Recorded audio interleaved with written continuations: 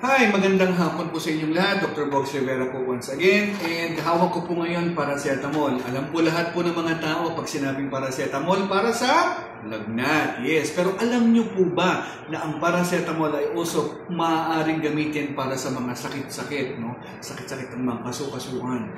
Normally, pag paracetamol po ang ginagamit namin at hindi po para sa lagnat at para sa mga sakit, normally, nire-recommenda po namin 2 tablets po every 6 hours, no?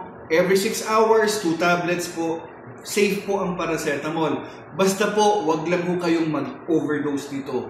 Ano ba ang overdose nito? Wag pong uminom nito ng at least 8. Mahigit sa 8 sa isang araw, okay kayo. Sa akin, pag masakit ang ulo, paracetamol. 2 tablets every 6 hours para sa mga sakit ng ulo, sakit ng katawan, at iba pa. Yun lang po.